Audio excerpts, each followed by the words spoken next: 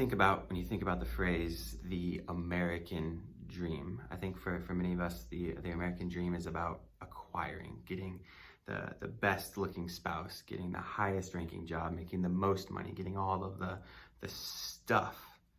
And having those things isn't necessarily wrong, but they aren't what matters to God. What matters to God and what matters for eternity is not about what we have, but about how we live. King Solomon is the wisest man who ever lived, and throughout his life he was considered the wisest person who ever lived. God actually said that about him.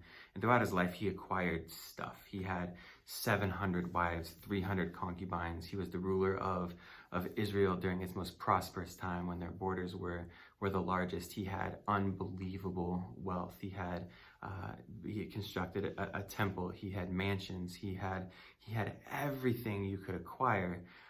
But yet, even in the midst of this, as he's writing his memoir, the book of Ecclesiastes, in chapter 2, verse 11, he says, "When I considered all that I had accomplished and what I had labored to achieve, I found everything to be futile in a pursuit of the wind." There was nothing to be gained under the sun, Solomon said. And I've never chased the wind, but I have chased bubbles. And I've seen my kids chase bubbles around the yard, and you can run around the yard and you're chasing the bubbles, and you reach out and you go to grasp those bubbles, and what are you left with in your hand? You're left with nothing. And I think that one of the lies that Satan tries to tell us in life is that you pursue these things. You pursue the quote-unquote American dream. You pursue stuff.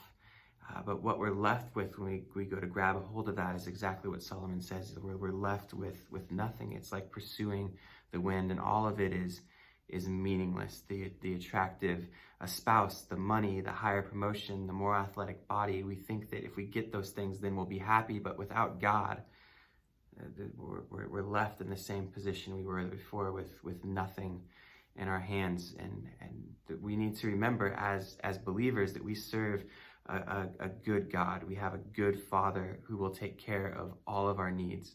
And the truth of the gospel is that without Jesus, you could have all of that stuff, but still have all the needs in the world.